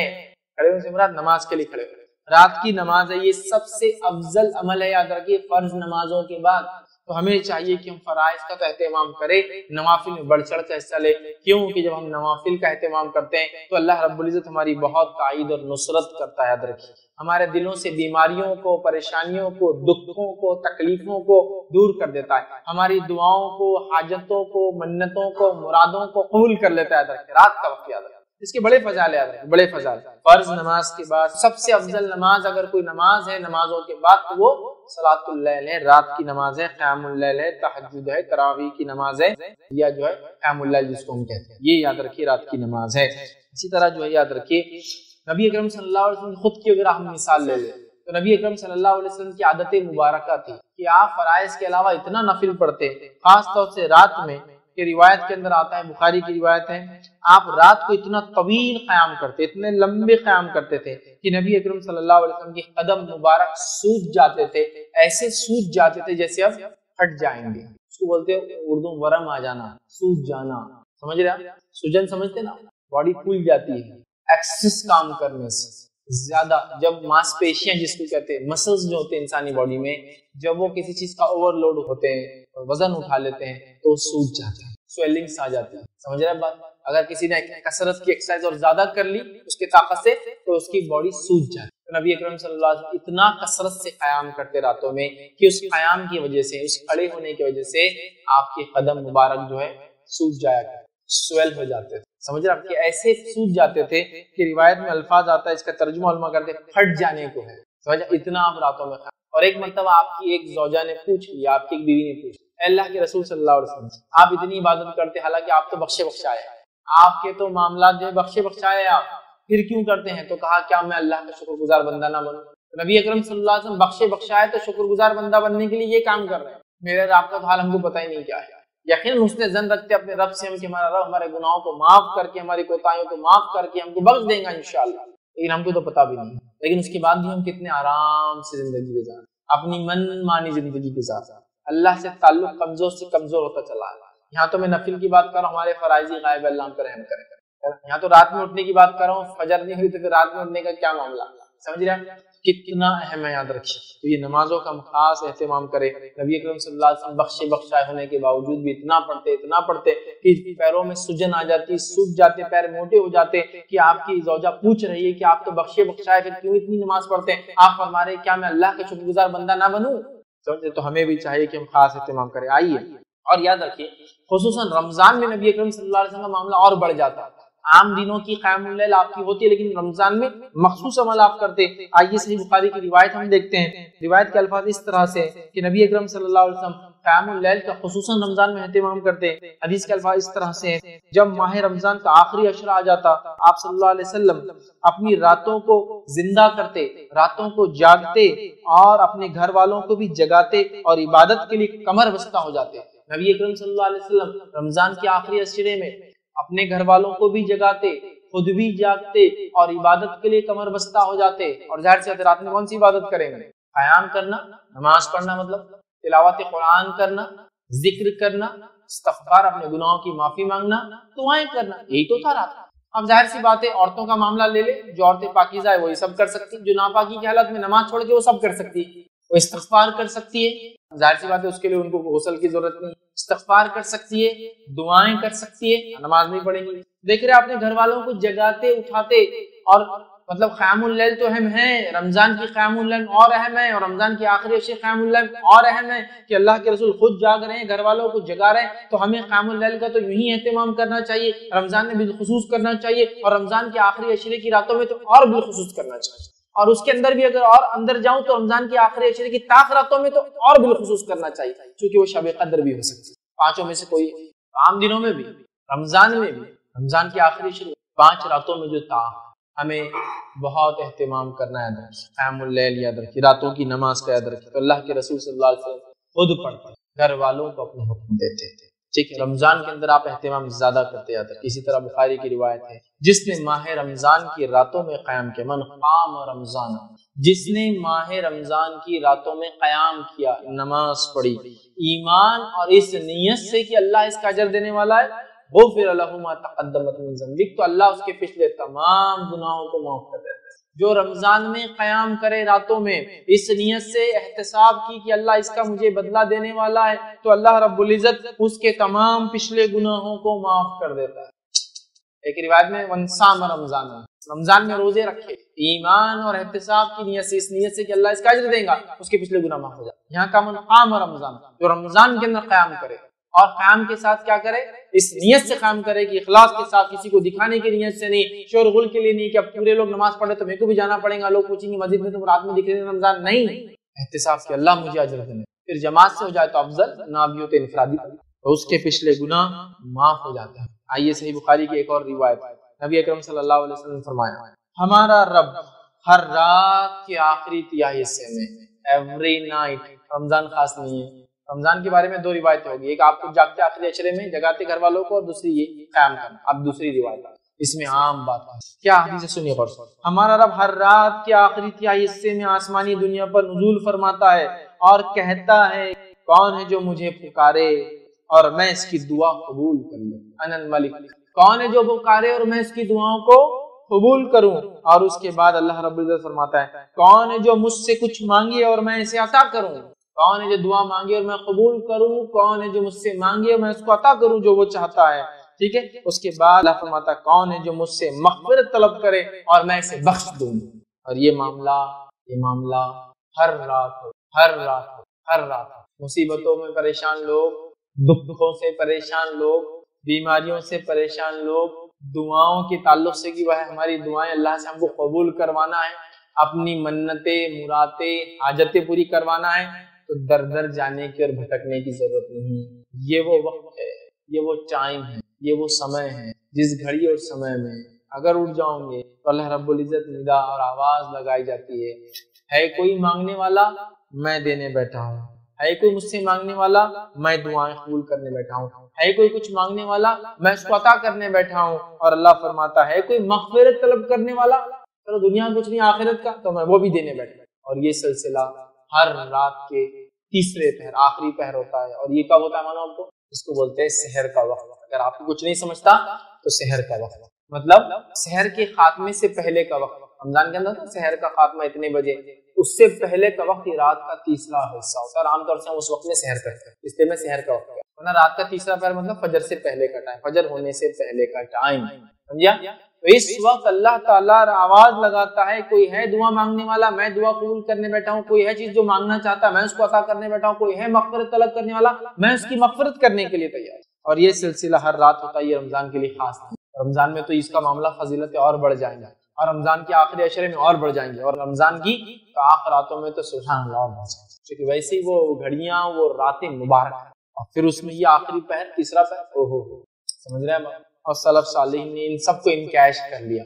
वो ऐसी जगह पे इन्वेस्ट करने की आदत है जहां उनको रिटर्न्स की बिल्कुल पूरी उम्मीद और बहुत ज्यादा रिटर्न्स की उम्मीद, और वो करते थे ज्यादा। जैसे हमारे पास होता है ना चतुर चालाक, क्या कर रहा है चतुर चालाक की, उसकी कमाई आ रही है तो कमाई को नहीं खर्च करता है, कमाई को कहीं और इन्वेस्ट करके इन्वेस्टमेंट के रिटर्न से खर्च करता है। तो आप बोलते देखो कमाई लेता है, कमाई को इन्वेस्ट करता है, वो अलग उसका जमा हो रहा, फिर उससे रिटर्न से वो करता है, तो इस आदमी को चतुर बोलते हैं। हाँ ठीक है, जो कमा के खर्च कर रहा है वो भी ठीक है, लेकिन एक आदमी कमाता है, कमाने का आधा हिस्सा इन्वेस्ट करता है, इन्वेस्टमेंट का रिटर्न भी कमाई वापस जाता है, تو وہ کیا کر رہا ہے؟ ایک طرح سے ایسٹس ڈیولپ کر رہا ہے. آپ بولتے بڑا چتر چالاک ہے یار، کیا دنیا بنا لیا، انکم آتی تھی میں نے پورا خرچ کر دیا، اس نے انویسٹ کیا کہیں تو بھی، کام کے علاوہ بزنس بھی کرتا تھا، بزنس کا بھی ریٹرن، آج دیکھو ریٹائرمنٹ کے بعد بھی وظیفہ بھی چالو ہے، یہ بھی ہے، بچے بھی کھلا ہوا ہے. چتر چالاک ہوشیار. تو صحابہ ایسے ہی چتر چالاک ہوشیار تھے آخرت کے معاملے میں. سلف صالحین کا طرز یہی تھا کہ بہت چتر چالاک تھے، اپنے انویسٹمنٹ بہت دیکھ بھال کی انہوں نے آخرت کے تحت بہت زیادہ اہتمام کرتے تھے راتوں میں، بہت زیادہ. اسی کو امتحان یاد رکھیے. اس کے فائدے دیکھیے. سب سے افضل نماز، نبی اکرم صلی اللہ علیہ وسلم رمضان میں خاص اہتمام کرتے، رمضان میں گھر والوں کو اٹھا کے اس کو پڑھاتے. اس کے بعد جو ہے یہ وہ وقت ہے آخری پہر. ویسے تو عشاء کی بعد سے شروع ہوتا ہے، لیکن سب سے افضل ترین وقت اس کا تیسرا پہر ہے جب اللہ تعالیٰ آواز لگاتا ہے ہائی کو مانو. آئیے جامع ترمذی کی روایت ہے، نبی اکرم صلی اللہ علیہ وسلم فرما رہا، اللہ اپنے بندے کے قریب ترین اس وقت ہوتا ہے، اللہ اپنے بندے کے قریب ترین اس وقت ہوتا ہے جب رات کا آخری پہر ہوتا ہے. اللہ بندے کے سب سے قریب کب ہوتا ہے؟ جب رات کا آخری پہر ہوتا ہے. اگر اس وقت اللہ کا ذکر کرنے والوں میں تم ہو سکتے ہو تو شامل ہو جاؤ. آپ صلی اللہ علیہ وسلم مشورہ دے رہے، اگر اس وقت اللہ کے ذکر کرنے والوں میں تم شامل ہو سکتے ہو تو ہو جاؤ. اللہ سب سے قریب ترین انسان رات کے آخری حصے میں ہوتا ہے، اور آپ کو معلوم اللہ سب سے قریب ترین بندہ سجدے کی حالت میں ہوتا ہے. تو اگر دونوں روایتوں کو ہم ملا لے تو اللہ سے سب سے قریب آدمی سجدے کی حالت میں ہوتا ہے، اور اگر رات کے آخری پہر کا وہ سجدہ ہو تو اور قریب ہو جائیں گے. ظاہر سی بات، سب سے قریب اللہ بندے سے رات کے آخری پہر ہے، اور حدیث میں آتا ہے کہ سجدے میں سب سے قریب ہوتا ہے. تو کیوں نہ اس وقت نماز پڑھی جائے تاکہ قریب سے قریب ہو جائے. اور جب ایک بندہ اللہ کا محبوب بن جاتا ہے تو دنیا کی وسیلوں کی، دنیا کی چیزوں کی اس کو ضرورت نہیں پڑتی. اپنے معاملات کو یوں نکلوا لیتا اپنے رب سے، ہے نا. جیسا لوگ جان پہچانے تو منوا کے اپنے کام نکال لیتے ہیں، تو جس بندے کی پہچان رب العزت سے ہوتی ہے وہ منوا لیتا ہے اپنا کام رب سے، وہ بنا لیتا اپنی آخرت دنیا میں رہتے ہوئے. یاد رکھیں تو یہ رات میں ہو سکتا ہے، یہ کمال رات میں ہو سکتا ہے. یاد رکھیں ہم کوشش کریں کہ ہم اس کے لیے جدوجہد بولوں گا. آج کے زمانے میں تو کوشش نہیں، مجاہدہ ہو جائیں گے. آج تو بہت اسٹرگل ہے، کیونکہ جو لائف سٹائل ہم جیتے نا، وہ لائف سٹائل یہ ہے کہ دن بھی برباد اور رات بھی برباد کرنے والا لائف سٹائل. دن برباد فالتو کاموں میں، رات برباد فالتو کاموں میں، دونوں برباد ہوتے ہیں. راتوں میں دیر تک جاگنا اور پھر آدھی رات گئے تیسرے پہر کو سونا، تیسرے پہر سے سونا تو سورج چڑھنے تک سوتے رہنا، تو تب جا کے ہمارا معاملہ ہوتا ہے. یاد رکھیے اس اصول کو، یاد رکھیے جو قومیں سورج کو اٹھاتی ہے دنیا میں کارنامے انجام دیتی ہے، اور جن کو سورج اٹھاتا ہے وہ کچھ نہیں کر پاتی. یاد رکھیے مطلب جو قومیں سورج نکلنے سے پہلے اٹھ جاتی ہے دنیا میں کچھ کر جاتی ہے، اور جن کو سورج نکلنے کے بعد اٹھاتا ہے تو وہ کچھ زیادہ نہیں کر پاتے. سمجھ رہے بات کو؟ تو بہرحال ہم لوگ تو سب برباد کریں، اس کا ہم کو مجاہدہ کرنا ہے، کوشش کرنا اور یہ عمل کرنا ہے. آئیے صحیح مسلم کی روایت ہے، نبی اکرم صلی اللہ علیہ وسلم فرماتے کہتے رات میں ایک گھڑی ایسی آتی ہے، رات میں ایک گھڑی ایسی آتی ہے کہ اس میں کوئی مسلم بندہ اللہ تعالیٰ سے جو کچھ مانگتا ہے اللہ تعالیٰ اسے دے دیتا ہے. رات میں ایک گھڑی ایسی آتی ہے کہ اس میں ایک مسلمان بندہ جو کچھ اپنے رب سے مانگتا ہے اللہ اسے دے دیتا ہے. اور یہ گھڑی ہر رات میں آتی رہتی ہے. یہ کوئی سال میں ایک دن مخصوص شب قدر وغیرہ نہیں، یا پھر ذی الحجہ کے پہلے 10 دن نہیں، یا پھر حرمت والے مہینوں میں نہیں. یہ ہر رات یہ مسئلہ ہوتا ہے، ہر رات یہ ایسا ہوتا ہے کہ ایک گھڑی آتی ہے اور اس میں بندہ مسلمان کوئی چیز مانگے. ظاہر سی بات ہے میں یہ روایت رکھ رہا ہوں کہ انسان نماز پڑھے اور پھر مانگے تو کیا دوبالا ہو جاتا ہے. نیکی کے ساتھ کوئی چیز مانگنا، نیکی کے ساتھ اعمال قبول کرنے کے اللہ سے دعا کرنا، نیکی کے ساتھ اللہ سے مغفرت کی طلب کرنا، اللہ قبول کرتا ہے، خوش ہوتا ہے. لیکن یہاں تو وہ بندہ یا وہ بندی بھی اللہ کی، جیسے کہ عورتیں سوال کرتی بس پاکیزگی کی حالت میں نہیں ہے، تو یہاں تو مانگنے کے لفظ یہ نہیں کہ نماز پڑھ کر مانگے. نماز پڑھ کے مانگنے والے کے لیے تو اور افضل ہوا، لیکن ویسے بھی مانگ سکتا ہے ایک بندہ. لیکن وہ گھڑی کب آتی ہے ہم نہیں جانتے. جو لوگ پریشان ہیں، در در گھوم رہے ہیں، مہینوں اور سالوں اپنی زندگیاں برباد کر رہے، راتوں میں جاگو نا اور منواؤ اپنے رب کو، کر لو اپنی دعائیں، کرا لو اپنی دعائیں قبول. اتنی باتیں آ رہی کہ رات میں ایک گھڑی ایسی آتی ہے جس گھڑی میں ایک مسلمان جو دعا کرتا ہے، جو مانگتا ہے اللہ تعالیٰ اس کو عطا کر دیتا ہے. اور یہ گھڑی ہر رات آتی ہے. یہ گھڑی کوئی معاملہ خاص نہیں ہے، سارا سال ہوتا ہے. تو کہاں ڈھونڈ رہے ہیں؟ کدھر پریشان ہیں؟ کس سے مانگ رہے ہیں؟ ادھر ہے راستہ. یہ ہے راستہ کہ راتوں میں تہجد کا اہتمام پھر دعائیں، اور راتوں میں نماز کا اہتمام پھر دعائیں، اور سجدوں میں دعائیں، اور استغفار اور کثرت سے دعائیں، اور اللہ کی تسبیحات اور تلاوت قرآن نماز کی شکل میں، یہ بغیر نماز کے پڑھنے کی شکل، قرأت کی شکل. سمجھ رہے ہیں؟ تو بہرحال ہم کو یہ تمام چیزیں کرنا ہے. تو رات میں اگر انسان جاگتا ہے اور تہجد کا اہتمام کرتا ہے تو دلوں کو زندگی ملتی ہے. دلوں کو زندگی ملتی ہے. وہ ارادے یا وہ عزم جو پست ہو چکے ہیں ان میں ایک نئی زندگی آتی ہے. آپ نے سب کچھ کر لیا دنیاوی اعتبار سے، آپ تھک گئے ہیں، اب رات میں اٹھ کے عبادت کریے اپنے رب کو راضی. دیکھیے وہ جو عزم تھے اللہ پورے کر دے, وہ جو ارادے تھے اللہ پورے کر دے. آپ دنیا میں اعتبار تھک چکے ہیں, اب اس میں ایک نئی جان اللہ تعالیٰ ڈالا. تو راتوں میں اٹھنے سے زندگی ملتی ہے انسان سے. وہ عزم جو ختم ہو چکے, پستہ ہو چکے, اس میں نئی توانائی اور نئی جوش اور جان آتی ہے. اسی طرح ہم دیکھتے ہیں اللہ تعالیٰ کا قرب حاصل, ٹھیک. اسی طرح ہم دیکھتے ہیں گناہوں سے رات میں اٹھنا انسان کو روکتا ہے, معلوم. اسی طرح ہم دیکھتے ہیں یہ گناہوں کا کفارہ بھی بنتا ہے. راتوں میں اٹھنا ہمارے گناہ, اس لیے کہ اللہ تعالیٰ مشقت کو دیکھتا ہے. اب آپ کہیں گے کیا میں تہجد بغیر رات میں سوئے کے پڑھ سکتا ہوں؟ ہاں پڑھ سکتے ہیں, مسئلہ نہیں. لیکن سو کر اٹھ کے آخری حصے میں اٹھ کر پڑھنا چونکہ اس میں بڑی مشقت ہے, اس کا اجر زیادہ. ورنہ تہجد تو عشاء کی بعد بھی پڑھ سکتے, سونا ضروری ہے. لیکن اجر کے اعتبار سے سو کر نفس کو کاٹ کر پھر اٹھنا اور پھر نماز پڑھنا یہ بڑی سمجھ رہے آپ, اس کا اجر زیادہ ہے. نبی اکرم صلی اللہ علیہ وسلم نے فرمایا قیام اللیل کیا کرو, قیام اللیل کیا کرو, کیونکہ تم سے پچھلے صالحین کی یہی عادت تھی. تم سے پہلے جتنے صالحین گزرے, انبیاء اور انبیاء کے پیروکار, ان کے حوارین, ان کے اصحاب, ان کے مددگار, ان پر ایمان لانے والے, ٹھیک ہے, ان کا طریقہ, صالحین کا یہ نیکوکاروں کا طریقہ عادت رہی ہے. اور یہی عمل پیہم تھا, مطلب اس میں وہ بالکل اٹل تھے, یہ عمل بالکل برابر وہ استقامت کے ساتھ کرتے چلے گئے. ہم سے پچھلے لوگوں کی عادت تھی نیک لوگوں کی, اور ہمیں بھی اپنے سے پچھلوں کے نیک طریقے پر اور اچھی عادتوں پر چلنا ہے, اور پچھلی قوموں نے جو غلطیاں کی اس سے بچنا ہے. یاد رکھیے, ہے نا. دعائیں بھی کرتے تو غیر المغضوب علیہم, ہم بولتے نا صراط الذین انعمت علیہم, اس راہ پہ چلا جن پہ تیرا انعام ہوا. یہ انعام والے لوگوں کا طریقہ تھا رات میں اٹھنا. غیر المغضوب اور وہ پچھلے لوگوں نے جس پہ غضب ان میں مت ہمیں شمار کر, ولا الضالین جو بھٹک گئے. دعائیں کرتے ہیں تو پچھلے لوگوں کا طریقہ, نیک لوگوں کا جن پہ انعام ہوا, وہ راتوں کو اٹھا. یہ عاجز بندوں کا شیوا اور طریقہ ہے, اللہ کے نیک بندوں کا شیوا ہے کہ اٹھتے. جامع ترمذی کی بہر روایت تھی. اسی طرح جو ہے وہب بن منبہ رحمۃ اللہ علیہ ایک تابعی ہے, وہ فرماتے ہیں اور کہتے ہیں, ان کا قول دیکھیے, قیام اللیل سے بدصورت کے چہرے پر اللہ تعالیٰ چمک دے دیتا ہے گناہوں کی وجہ سے. وہ آدمی نہیں کہ اب آپ بولیں گے امریکن اور یورپین تو پورے گورے ہوتے ہیں, اب ان کو کیا بدصورت کو دیں گے. نہیں, کانٹیکسٹ. انسان کی بدعمالیاں اس کے چہرے کو کالا کر دیتی ہے, اس کی بدعمالیاں اس کو بیکار بے نور کر دیتی ہے. تو یہ فرماتے ہیں, یہ تابعی ہے, وہ فرماتے وہاب بن منبہ رحمۃ اللہ علیہ, وہ کہتے ہیں قیام اللیل سے بدصورت کے چہرے پر چمک آ جاتی ہے. جس کو بولتے ہیں نا آپ کسی کے چہرے کو دیکھ کر, ارے کیا چہرہ ہے یار یہ آدمی کا, اس کا رنگ کچھ بھی ہو سکتا ہے, لیکن اس کے چہرے کو دیکھ کر آپ فریش ہو جاتے ہیں, آپ میں ایک موٹیویشن جنریٹ ہوتا ہے, آپ خوش ہوتے ہیں کچھ لوگوں کے چہرے پہ. وہ فرماتے ہیں کہ اللہ تعالیٰ قیام اللیل سے بدصورت چہرے پر چمک آ جاتی ہے. یہ فرماتے ہیں اس کی بدولت ذلیل آدمی کو اللہ عزت نصیب کر دیتے ہیں. اب ظاہر سی بات ہے, جو رات کو اٹھ کے نماز پڑھ رہا تو فرائض کا اہتمام تو ہو ہی چکا ہوں گا نا اس کا, اللہ تعالیٰ اس کے ان اعمال, فرائض اور نفل میں اضافہ اور راتوں میں اٹھنے کی بدولت کیا کرتا ہے, اس کے لیے یہ کرتا ہے کہ ذلیل آدمی کو اللہ عزت دلا دیتا ہے. اور کئی لوگ جو اعمال کے اعتبار سے ذلیل تھے, گناہگار تھے, جب اللہ کے حضور میں جو توبہ کیا, سچی توبہ کی اور ایمان لائے, اور اس کے بعد جو نبی نے جس وقت میں موجود تھے اس نبی پر ایمان لا کے اس کے طریقے پر چلے اور اللہ رب العزت کو راضی کرنے کی کوشش کی, تو وہ ایک دم ذلیل تھے اعمال کے اعتبار سے, اللہ نے عزت بخش دی دنیا کی. تو چور اور ڈاکو تھا, ایمان لے کر آیا, اللہ نے عزت بخش دی. سمجھ رہا. تو کوئی اللہ کا نیک بندہ بن گیا جس کے واقعات, جس کی برائیاں مشہور تھی سماج میں, یہ ہوتا ہے. تو وہ کہتے ہیں کہ اللہ ذلیل کو عزت دے دیتا ہے, ٹھیک ہے.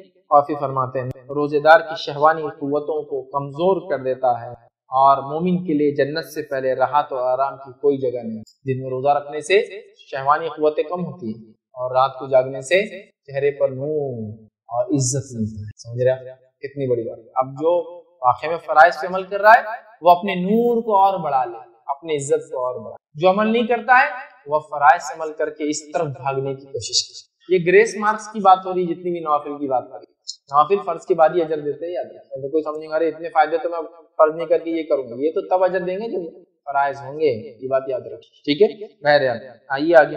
عبداللہ ابن عباس رضی اللہ عنہ فرماتے ہیں, ان کا قول فرماتے ہیں, جو شخص یہ چاہتا ہے کہ اللہ تعالیٰ اس کے لیے قیامت کا طویل قیام آسان کر دے, جو شخص یہ چاہتا ہے کہ اللہ تعالیٰ قیامت کا طویل قیام اس کے لیے آسان کر دے, اسے چاہیے کہ وہ اپنے آپ کو راتوں کی تاریکی میں سجدے اور قیام کی حالت میں اللہ کے سامنے حاضر کرے. قیامت کا قیام بہت لمبا ہے, 50-50 ہزار سال کا دیکھیں دن. حساب و کتاب لوگوں کے ہوں گے نہیں شروع. پسینے کا یہ عالم ہوا کہ لوگ اپنے گناہوں کے اعتبار سے پسینے میں ڈوبے ہیں, ٹکنے, گھٹنے, ناکوں تک ڈوبے ہیں. معلوم یہ حال اس وقت قیام ہے لمبا. وہ کہہ رہے ہیں جو طویل قیام سے اپنے آپ کو بچانا چاہتا ہے آخرت, اسے چاہیے کہ رات کی تاریکی میں سجدے اور قیام کی حالت میں اللہ کے سامنے پیش کرے اپنے آپ کو، اور اس کے دل میں قیامت کے دن کا ڈر اور رحمت الہی کی امید ہے۔ قیامت کا ڈر بھی ہے لیکن رحمت الہی کی امید بھی ہے، اور وہ کھڑا رہے اپنے رب کے حضور اور سجدے کرے تو انشاءاللہ وہ قیام اس کے لیے آسان ہو جاتا ہے انشاءاللہ۔ یاد رکھیے۔ تو بہرحال اس کے ساتھ ساتھ قیام اللیل کی فضیلت جو ہے مسند احمد کی ایک روایت میں آتی ہے، اتنی بہترین پیاری پیاری فضیلتیں ہیں، یاد رکھیے۔ ایک کے بعد ایک اس حدیث میں آتی ہے، یہ حدیث میں آپ کے سامنے رکھتا ہوں۔ آئیے حدیث کے الفاظ سنیے۔ نبی اکرم صلی اللہ علیہ وسلم فرماتے ہیں، تم رات کا قیام ضرور کیا کرو، تم راتوں کی نمازیں ضرور پڑھا کرو، تم عشاء کے بعد سے لے کے فجر سے پہلے تک کچھ نہ کچھ نمازیں ضرور پڑھا کرو، نام تہجد بولو، تراویح بولو، قیام اللیل بولو، تم پڑھا کرو، تم راتوں کا قیام ضرور کیا کرو، کیونکہ یہ تم سے پہلے صلح کی عادت تھی، تم سے پہلے کے انعام والے لوگوں کی، نیک لوگوں کی عادت تھی۔ تو پہلا فائدہ رات کی نماز، نیک لوگوں کے نقش قدم پر چل رہے ہیں، پہلا۔ دوسرا فرماتے ہیں عادت تھی، اور رات کا قیام اللہ سے قریب کرتا ہے، رات کا قیام اللہ سے قریب کرتا ہے، دوسرا فائدہ۔ تیسرا فرماتا ہے گناہوں سے بچاتا ہے، مطلب دن میں گناہوں سے بچنے کی صلاحیت پیدا ہوتی ہے اگر قیام کریں گے رات میں تو۔ چوتھا فائدہ سنیے، فرماتے ہیں آپ صلی اللہ علیہ وسلم، اور برائیوں کو مٹا دیتا ہے، جو پچھلا ہو گیا وہ نام اعمال برا کلیئر ہوتا ہے، نیا نام اعمال میں گناہ انٹری نہیں لیتے، گناہوں سے دن میں بچاتا ہے، پچھلے جو گناہ ہو گئے ان کو مٹاتا ہے۔ پانچواں فائدہ سنیے، غور سے سنیے، برائیوں کو مٹاتا ہو گیا پانچواں فائدہ، اور جسمانی بیماریوں کو دور کرتا ہے۔ کون سا ایسا انسان ہے جو بیمار نہیں؟ کون سا ایسا انسان ہے جو کہے گا میرا نام اعمال تو نیکیوں سے فل ہے؟ کون سا ایسا انسان ہے جو کہے گا گناہ میں نہیں کرتا ہوں؟ کون سا ایسا انسان ہے جو یہ کہے کہ جو پچھلے گناہ ہے وہ مٹانا نہیں چاہتا؟ کون سا ایسا انسان ہے جو کہے کہ میں سلف صالحین کے ہم سے پچھلے گزرے ہوئے نیک لوگوں کے طریقے میں نہیں چلنا چاہتا ہوں؟ یہ نیک لوگوں کا طریقہ تھا، یہ کرنے سے، رات کا قیام کرنے سے اللہ تعالیٰ کے ہم قریب ہوتے ہیں۔ کون سا انسان اللہ کے قریب نہیں چاہتا؟ یہ کرنے سے ہمارے دن میں گناہ نہیں ہوں گے انشاءاللہ، تو اللہ گناہ سے بچاتا ہے، پچھلے گناہوں کو مٹاتا ہے، اور بیماریوں سے دور، پورے علاج، پورے مسائل کا حل، پورے پرابلم کا سلوشن رات میں جاگنا ہے۔ رات میں تو جاگنے میں سے کوئی ڈاؤٹ نہیں ہے۔ یہ طریقے جو صلح نیک لوگ کرتے تھے، قیام، تلاوت قرآن، استغفار، ذکر و اذکار، دعائیں، نماز لمبی لمبی، ٹھیک، یہ سب کر کے ہم کو راتوں کو جاگنا ہے۔ اپنے رجگینی جو ہم نے بنا لی، یاد رکھیے یہ بڑی اہم بات ہے، یاد رکھیے۔ اور اللہ رب العزت جو ہے قرآن میں فرماتا ہے اور کہتا ہے، امن هو قانت آناء اللیل ساجدا وقائما يحذر الآخرة ويرجو رحمة ربه قل هل يستوي الذين يعلمون والذين لا يعلمون۔ اللہ فرماتا ہے بھلا جو شخص راتوں کے اوقات سجدوں اور قیام کی حالت میں گرتا ہو، آخرت سے ڈرتا ہو اور اپنے رب کی رحمت کی امید رکھتا ہو، بھلا جو شخص، اللہ فرماتا ہے، راتوں کے اوقات میں سجدے کرتا ہو اور قیام کی حالت میں جو ہے گزارتا ہو اور آخرت کے ڈر اور اس کی بھلائی، جو شخص راتوں کے اوقات میں سجدوں اور قیام کی حالت میں گرتا ہو، آخرت سے ڈرتا ہو اور اپنے رب کی رحمت کی امید رکھتا ہو، آگے اللہ فرماتا ہے بتاؤ بھلا علم والے اور بے علم کیا برابر ہو سکتے ہیں؟ مطلب اللہ تعالیٰ نے رات میں جو سجدے کرتا ہے، قیام کرتا ہے، اس کو کمپیر کر کہا کہ کیا وہ لوگ جو علم رکھتے ہیں اور جو علم نہیں رکھتے وہ برابر ہو سکتے ہیں؟ تو یہاں دیکھیے خاص طور سے اللہ فرماتا ہے رحمت کی امید رکھتا ہو، ٹھیک ہے، اور وہ سجدے اور قیام کرتا ہے، اور خاص طور سے لیل میں، رات میں۔ تو رات میں جو قیام کرتا ہے، رات میں جو سجود کرتا ہے، تو اللہ فرما رہا ہے کہ وہ لوگ ہیں جو آخرت کو سمجھتے ہیں، علم رکھتے ہیں، تو کیا وہ لوگ جو علم رکھتے ہیں اور علم نہیں رکھتے کیا دونوں برابر ہو سکتے ہیں؟ تو ہمیں یہ عادت ڈالنا چاہیے، راتوں میں قیام کی یاد رکھیے، اور راتوں کو ہم طویل لمبا قیام کرنے کی کوشش کریں، اللہ کا تقوی اختیار کرے، یاد رکھے راتوں کو کم آرام کرنے کی کوشش کرے، اور جو ہے صحت کے وقت خاص طور سے اللہ تعالیٰ سے مغفرت طلب کرے۔ کیوں؟ اس لیے کہ اللہ رب العزت نے سورہ زاریہ سورہ نمبر 51 آیت نمبر 18 اور اسی طرح سورہ آل عمران میں ایک جگہ فرمایا اور کہا وبالاسحار هم یستغفرون، مومنوں کی صفت ایک یہ ہے کہ وہ سحر کے وقت میں استغفار کریں۔ کیا فرمایا اللہ نے؟ وبالاسحار هم یستغفرون، وہ لوگ سحر کے وقت استغفار کرتے، چونکہ اسی آخری پہرے رات کا اور سب سے افضل گھڑی ہے، اللہ رب العزت نچلے آسمان پہ ہوتا ہے اور بندہ اللہ سب سے قریب ہوتا ہے، اور روز آواز لگائی جو کوئی مانگنے والا اور کوئی ہے مغفرت طلب کرنے والا، میں مغفرت دوں۔ تو جو ہے استغفار کا وقت ہے، یاد رکھیے۔ تو ہمیں چاہیے ہم کوشش کریں کہ اللہ تعالیٰ سے راتوں میں اٹھ کر خوب جو ہے توبہ کرے اور خوب ہم جو ہے استغفار کرے، یاد رکھیں۔ اور یاد رکھیں سلف صالحین کے قول میں سے قول ہے، ابو سلیمان دارانی رحمۃ اللہ علیہ فرماتے اور کہتے ہیں، یہ تاریخ دمشق میں ان کا یہ قول ملتا ہے، وہ کہتے ہیں کرنے والوں کو راتوں کے قیام میں لہو و لیب میں مشغول لوگوں سے بھی زیادہ لذت ملتی ہے۔ جو لوگ راتوں کو جاگ کر رب کو راضی کرنے کی کوشش کرتے ہیں نا، ان لوگوں کو جو لوگ راتوں میں جا کے لہو اور لیب عیش مستی کر رہے ہیں یا جو ہے منمانی کر رہے ہیں یا اللہ کی عبادت کے خلاف کام کر کے راتیں گزار رہے ہیں، وہ کہہ رہے ہیں جو راتوں میں عبادت کرتا ہے نا، اس آدمی کو جب اس کی لذت کا پتہ چل جاتا ہے، لذت لگ جاتی ہے، تو اس کو ان لوگوں سے زیادہ اس میں مزہ آنے لگتا ہے۔ ہوتا ہے نا، لوگ چوراہوں پہ بیٹھنا پسند کرتے رہتے ہیں، لیکن اس میں وہ کہتے ہیں اس سے زیادہ مزہ آنے لگتا ہے ان لوگوں کو جو راتوں میں جاگنے کے اللہ کی عبادت کے عادی ہو جاتے ہیں۔ پھر وہ کہتے ہیں لذت ملتی ہے، اگر رات نہ ہوتی تو اس دنیا میں زندہ باقی رہنے کی کوئی چاہت نہ ہوتی کیونکہ رات میں تو رب دنیا میں دن میں تو پریشان حال ہے لوگوں میں، رات میں اکیلا بندہ اپنے رب کے قریب ہوتا ہے۔ دیکھیے اسی طرح جو ہے ابن عمر عبداللہ بن عمر رضی اللہ عنہ کا قول ہے، طبقات ابن سعد میں روایتوں کا قول ہے، وہ کہتے ہیں مجھے دنیا کی ان کے وفات کا وقت قریب آ گیا، موت کا وقت قریب آیا، تب وہ کہنے لگے اور فرمانے لگے مجھے دنیا کی کسی چیز کو چھوڑ جانے کا کوئی افسوس نہیں، مجھے دنیا کی کسی چیز کو چھوڑ کر جانے کا افسوس نہیں ہے۔ پھر فرماتے اور کہتے ہیں افسوس نہیں ہے، البتہ شب بیداریوں اور راتوں کی عبادت سے محروم ہو جانے کا افسوس ہے مجھے۔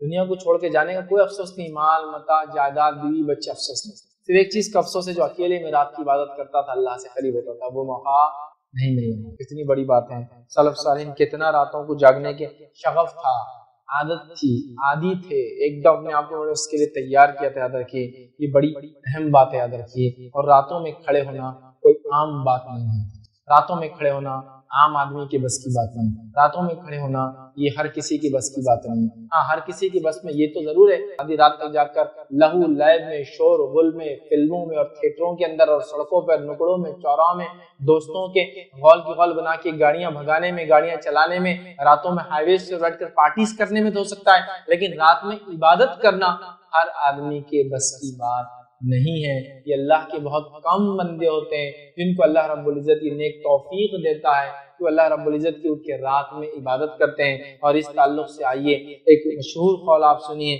یہ قول جو ہے قتادہ رحمۃ اللہ علیہ کا ہے، جو بہت مشہور مفسر ہے نا، آپ ابن کثیر پڑھیں گے تو قتادہ یہ فرماتے ہیں، قتادہ رحمۃ اللہ فرمایا، یہ وہ جو ہے مفسر ہے، ان کا قول ہے۔ قتادہ رحمۃ اللہ علیہ فرمایا کرتے تھے، یا ان کا قول ہے جو ہے، ان کے قول دیکھیے کیا ہے، وہ کہتے تھے منافق کبھی بھی اطاعت الہی کے لیے راتوں میں جاگ نہیں سکتا۔ وہ کہا کرتے تھے منافق کبھی بھی اطاعت الہی کے لیے راتوں میں نہیں جاگ سکتا، یہ تو منافق تو ویسے فرض بھی دکھانے کو کرتا ہے تو رات میں کیوں جاگیں گا؟ وہ کہتے تھے منافق کبھی بھی رات میں اطاعت الہی کے لیے جاگ نہیں سکتا، یہ تو صرف سچا مومن ہی، اسے میں نے بھی کہا سچا مومن، کیونکہ رات میں فرض نماز کو تو لوگ دیکھ رہے ہیں تو منافق آ جاتے تھے، لیکن رات میں تھوڑی منافق نماز پڑھتے ہوں گے۔ وہ کہتے ہیں کہ منافق کبھی بھی جو ہے اطاعت الہی کے لیے رات میں جاگ نہیں سکتا، یاد رکھیے، بڑی بات ہے، یاد رکھیے، ایک بڑا بھاری قول ہے ہم جیسے لوگوں کے لیے، یاد رکھیے۔ بہرحال آگے آئیے ہم دیکھتے ہیں اللہ رب العزت نے فرما رکھا تتجافى جنوبهم عن المضاجع يدعون ربهم خوفا وطمعا ومما رزقناهم ينفقون۔ اللہ فرماتا کہتا ہے ان کے پہلو بستر سے الگ رہتے ہیں، مطلب صحابہ کے تعلق سے آ رہی بات کہ وہ راتوں میں جاگتے ہیں، اپنے اللہ کے نیک بندوں کا تذکرہ کر رہا ہے کہ ان کے پہلو بستر سے الگ ہوتے ہیں، رات میں الگ رہتے ہیں، وہ جہنم کے خوف اور جنت کی لالچ میں اللہ تعالیٰ کو پکارتے ہیں۔ کوئی نہیں جانتا کہ ان کی آنکھوں کی ٹھنڈک کا کیا سامان چھپا رکھا ہے جو انہیں ان کے اعمال کے بدلے میں دیا جائے گا۔ وہ لوگ جو راتوں کو اپنے پیٹھ کو بستر سے الگ رکھتے ہیں، مطلب فرائض ادا کرنے کے علاوہ راتوں میں اٹھتے ہیں، اللہ فرما رہا ہے، اور اللہ سے خوف کرتے، جہنم سے اس سے پناہ مانگتے ہیں، جنت کے تعلق سے طلب کرتے، اللہ سے اس کی لالچ رکھتے ہیں، تو اللہ فرما رہا ہے اور اللہ کو پکارتے ہیں۔ کوئی نہیں جانتا اللہ نے ان جیسے لوگوں کی آنکھوں کی ٹھنڈک کے لیے کیا سامان چھپا کر رکھا ہے، معلوم نہیں ہے، ہڈن ہے۔ اللہ تعالیٰ نے ایسے نیک لوگوں کو رات میں جاگتے ہیں ان کے لیے خزانے جمع کر رکھے ہیں، ایسی نعمتیں جمع کر رکھی ہے جس کو دیکھ کر ان کی آنکھوں کو ٹھنڈک محسوس، لیکن وہ کیا ہے اللہ کہہ رہا ہے یہ خود نہیں جانتے ہیں، لیکن یہ کر کے آؤ پالو نہیں اس چیز کو۔ بڑی بات ہے، بہت بڑی بات ہے، یاد رکھیے ہمیں راتوں کو جا کر اللہ کی عبادت میں گزارنے کی کوشش کرنا چاہیے۔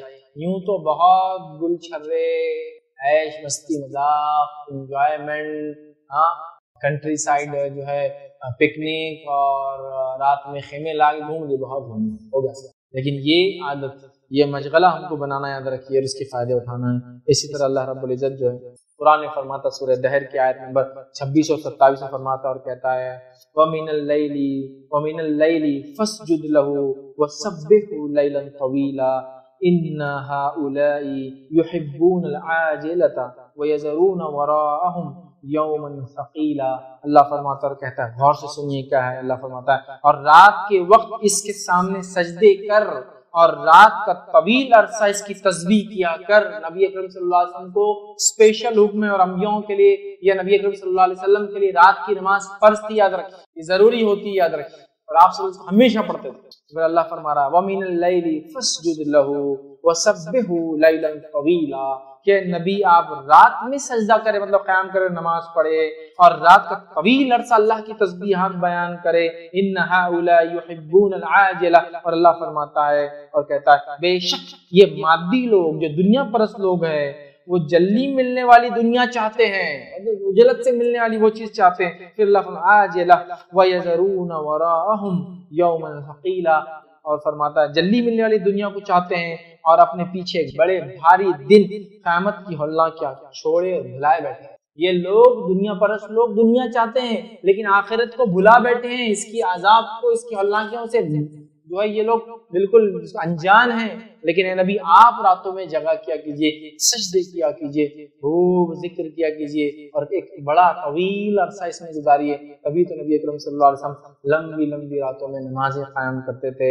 جیسے قیام ہوتا تھا ویسا اتنا لمبا رکوع ہوتا تھا، ویسا اتنا لمبا سجدہ ہوتا تھا، بہت آرام اور اطمینان کے ساتھ. یہ نماز کی کیفیت و تفصیلات دیکھنا ہے تو وتر اور تہجد اور تراویح کی نماز کی تفصیلات میں نے پورا بیان کی. وتر کی نماز کا طریقہ، اس سے پورے مسائل میں نے اس میں وتر اور تہجد کی نماز کا طریقہ اس کے مسائل میں بیان کیا. بہرحال تو ہم دیکھتے ہیں سلف صالحین کا یہی طرز تھا اور وہ بہت زیادہ اس میں جو ہے عمل کیا کرتے تھے. ٹھیک ہے، اسی طرح ہم دیکھتے ہیں جو ہے بعض سلف صالحین کے رات کی نماز کے تعلق سے جو اقوال میں سے اقوال ملتا ہے وہ یہ ہے، وہ شخص سخت برے حساب سے نجات کی امید کیسے لگا سکتا ہے جبکہ وہ رات بھر سویا رہتا ہے اور پھر دن بھر لہو و لعب اور کھیل تماشے میں گزار دیتا ہے. وہ شخص اللہ سے آخرت مغفرت کی امید کیسے کر سکتا ہے جو راتوں کے اندر وہ جو ہے وہ فرماتے ہیں جو امید کیسے لگا سکتا ہے جو رات بھر سویا رہتا ہے اور دن میں لہو اور لعب فالتو کاموں میں لگا رہتا ہے، وہ کیسے سوچ سکتا ہے کہ اس کی مغفرت ہوگی، وہ کیسا امید کر سکتا ہے. تو لہٰذا ہمیں چاہیے کہ ہم خوب جو قیام اللیل کا اہتمام کریں اور اس کی جو کیفیت ہونی چاہیے وہ کیفیت ہم جو اپنے اندر اختیار کریں. اس کے کئی فائدے انشاءاللہ العزیز ہم کو ملیں گے، دنیاوی اور اخروی فائدے تو یقیناً اسی کے لیے ہیں. اور وہ لوگ جو سوتے پڑے ہیں یہاں رات کی نماز تو دور فجر بھی نہیں پڑھتے، ایسے ایک شخص کا تذکرہ نبی اکرم صلی اللہ علیہ وسلم کے سامنے ہوا جو فجر بھی نہیں پڑھا اور سوتا رہا. صحیح بخاری کی روایت ہے، نبی اکرم صلی اللہ علیہ وسلم فرمایا وہ ایسا شخص ہے جس کے کان میں شیطان نے پیشاب کیا ہے. جب انسان فجر نہیں پڑھتا ہے تو شیطان کیا کرتا ہے، پہلے تو پھسلاتا ہے فجر کے ٹائم پر، اور جب نہیں پڑھتا ہے تو اس کے کان میں پیشاب کر کے چلا جائے. سمجھ رہے ہیں؟ بہرحال ہمیں چاہیے کہ ہم اہتمام کریں، اس کا اور خاص یاد رکھیے اہتمام کریں. آئیے ایک روایت ہم سنتے ہیں اور نبی اکرم صلی اللہ علیہ وسلم نے اس روایت میں کیا فرمایا وہ بات آپ کے سامنے رکھتا ہوں. روایت کو جب آپ سنیں گے تو ایسا لگتا ہے میرے اور آپ کے بارے میں بات ہو رہی ہے، بڑی افسوس کی بات ہے، لیکن جو بات بتائے گی بڑی سچی بات ہے. آئیے ابو ہریرہ رضی اللہ عنہ فرماتے اور کہتے ہیں نبی اکرم صلی اللہ علیہ وسلم نے فرمایا اللہ تعالیٰ ہر شخص سے بغض و ناراضگی رکھتا ہے. اللہ تعالیٰ ہر شخص سے نفرت اور ناراضگی رکھتا ہے. بغض سمجھتے ہیں دل میں کوئی بات کو اٹھا کر رکھتا ہے. اللہ تعالیٰ ہر شخص سے بغض اور ناراضگی رکھتا ہے جو اکھڑ مزاج ہو، جو اکھڑ مزاج ہو، بازاروں میں شور الغل کرنے والا ہو. مطلب بازاروں میں تو اس کے چرچے ہوتے ہیں، شور الغل کرنے والا ہو. یہ فرماتے ہیں رات بھر مردوں کی طرح پڑے رہنے والا ہو، مطلب کوئی نماز نہیں، کوئی ذکر و اذکار نہیں، مردوں کی طرح پڑے رہنے والا ہو. دن کو گدھوں کی طرح کام کرنے والا ہو، مطلب فرائض ورائض سب گئے، بس گدھے کی طرح محنت اور مشقت کرتا ہو. ٹھیک ہے، کام اختیار کرنے والا ہو.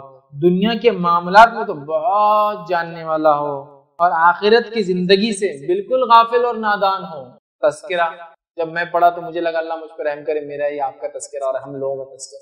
ایسا انسان ہے، سنیے اس کی کیفیت. اللہ ایسے انسان سے بغض اور نفرت کرتا ہے جو انسان کیسا اکھڑ مزاج ہو. مزاج کو بدلو اپنے. دوسرا فرماتے ہیں وہ انسان جو بازاروں میں شور و غل کرتا ہو، مطلب بڑے چرچے ہو اس کے، راتوں کو بالکل مردے کے جیسا سوتا ہو، کوئی ذکر و اذکار، کوئی تلاوت، کوئی نماز نہیں پڑھتا ہو، دن گدھوں کی طرح محنت کرتا اور کام کرتا ہو، دنیا میں چتر اور چالاک ہر چیز کا علم ہو اور آخرت کا پورا غافل آتا ہے. آج ہماری زندگی کیا ہے؟ دن بھر گدھوں کی طرح کام کرنا، رات بھر जानवरों के जैसा सोना, फिर दिन भर वही करना। दुनिया में तो ऐसी चतुर चालाकी की कौन से ब्रांड का कौन सा डिजाइन, कौन सा मॉडल, कौन से मॉडल का कौन से मॉडल के पीस में कौन कौन से चीज कितनी कितनी कैसी कैसी कौन सी तब्दीली के साथ कौन कौन से कंपनियों की सब पता है हमको। लेकिन यही बात कुरान, हदीस, आयतों के ताल्लुक से कुरान, उसकी समझ उनको, मैं समझता बहुत कम लोग, मैं ही फेल हो जाऊंगा उसमें, नहीं मानूंगा, समझा, नहीं मानूंगा। देखिए सब हमें हमारी सारी से अल्लाह बुग़्ज़ और नफरत करता है ऐसे इंसान से। अल्लाह ताला ऐसे इंसान से बुग़्ज़ और नफरत करता है, याद रखिए, जिसके अंदर ये सिफतें हों। हमें चाहिए कि रातों को उठने वाले बने हम, याद रखिए, और दिन में फराइज अदा करें, रातों को कुछ ना कुछ ही सही बहरहाल इबादत करने की कोशिश किया करें, याद रखिए। क़यामुल लैल के ताल्लुक से आइए कुछ अक़वाल रखता हूँ। एक कौल जो अब्दुल्लाह इब्न मसूद रज़ी अल्लाह अन्हु का है, जो मशहूर सहाबी है, क्या फरमाते आप सुनिए क़यामुल लैल के ताल्लुक से। जब आपसे फरमाया गया, किसी ने कहा कि हम जो है क़यामुल लैल नहीं कर पाते, रात की नमाजें नहीं पढ़ पाते, ठीक है, तो वो फरमाते और कहते हैं तुम्हें तुम्हारे गुनाहों ने इसके काबिल नहीं छोड़ा। सुभान अल्लाह, क्या फरमाते हैं? तुम्हें तुम्हारे गुनाहों ने इसके काबिल नहीं छोड़ा कि तुम रात में क़याम कर सकते। सुभान, क्योंकि रात में जब इंसान क़याम करता है तो अल्लाह से गुनाहों से दूर करता है और पिछले गुनाहों को मिटाता है। तो कहते हैं अगर तुम रात में क़याम नहीं कर सकते हो तो तुम्हारे गुनाहों ने तुम्हें इस लायक नहीं छोड़ा कि तुम रात में अल्लाह के सामने खड़े हो, या अल्लाह ताला ने तुम्हें इस लायक नहीं रखा कि अब तुम उसके सामने रात में खड़े हो। वो तो ऐसा वक्त है कि जो मांगा कबूल हो रहा है, मग़फ़िरत मिल रही है, गुनाहों से अल्लाह बचा रहा है, पिछले गुनाहों को अल्लाह माफ कर रहा है, अपनी क़ुर्बत दे रहा है, नेक लोगों के तरीकों पर चला रहा है। तो कह रहे तुम्हारे गुनाहों ने नहीं छोड़ा अल्लाह, समझे। आइए आगे हम बढ़ते हैं। एक और कौल इसी तरह मिलता है, बड़ा सख्त है वो भी अपने आप में। तो किसी से कहा गया है भाई रात की नमाज के ताल्लुक से, तो लोगों ने कहा कि हम इस्तात नहीं रखते रात की नमाज की, तो फरमाते हैं, या किसी ने उनसे कहा कि क़यामुल लैल की इस्तात नहीं पाते, तो ऐसा कोई तरीका बताइए जिस तरीके को इख्तियार करने से हम क़यामुल लैल करने लगे। तो फरमाते हैं दिन को अल्लाह ताला की नाफरमानियों में ना गुजारो तो रात को अल्लाह ताला तुम्हें खुद खड़ा कर लेंगे अपने साथ। अब्दुल्लाह इब्न मसूद क्या फरमा रहे हैं? तुम्हारे बुराइयों ने, गुनाह ने तुम्हें इस लायक नहीं छोड़ा कि तुम रात में खड़े हो सको। यहाँ दूसरे कौल में एक बात मिल रही है कि दिन नाफरमानियों मत गुजारो तो अल्लाह ताला तुम्हें खुद रात में अपने सामने खड़ा करेगा। सुभान। आज हमने ना अपने दिन ऐसे रखे कि रात में अल्लाह के सामने खड़े हो सके, ना रातें ऐसी रखी हमने कि दिन में अल्लाह के सामने खड़े हो सके, रातें ऐसी की फजर गायब हो जा रही है ना। तो बहरहाल हमें बहुत ज्यादा इस चीज की कोशिश करना है कि जितना हो सके, जैसी हो सके, रात की नमाज थोड़ी क्यों ना सही पढ़ना, 2 रकाती से इशा की नमाज के अलावा 2 रकाती से पढ़ने की हमें इंशाअल्लाह कोशिश करना, याद रखिए। और ऐसी बेदारी जब अपने आप में लाएंगे बड़े फायदे होंगे, याद रखिए। अबू दाऊद की रिवायत है, और सिर्फ हमको नहीं जागना, अपने बीवी बच्चों को भी जगाना। अबू दाऊद की रिवायत है, नबी अकरम सल्लल्लाहु अलैहि वसल्लम फरमाए, अल्लाह ताला ऐसे आदमी पर रहम फरमाए जो रात को उठा और नमाज पढ़ी, और इसने अपनी अहलिया बीवी को भी उठाया और इसने भी नमाज अदा की, और अगर इसने उठने से पसो पेश किया, मतलब बीवी उठने को तैयार नहीं थी, तो इसने चेहरे पर पानी का छींटा मारा। और अल्लाह ताला ऐसी औरत पर रहम करे जो रात को बेदार हुई और इसने नमाज पढ़ी, फिर इसने अपने शौहर को बेदार किया, अगर वो नहीं उठा तो उसने उसके मुंह में पानी मारा। ये फजर की पहले की बात है। और माँ आयशा रज़ी अल्लाह फरमाती है, नबी अकरम सल्लल्लाहु अलैहि वसल्लम मुझे रात में उठाते तहज्जुद के लिए और रात में पानी मार के कहते आयशा उठो वित्र पढ़ लो। सहाबा रात की नमाज के बाद वित्र पढ़ा करते थे, और यही सुन्नत भी, वित्र रात की आखिरी नमाज है फजर से पहले।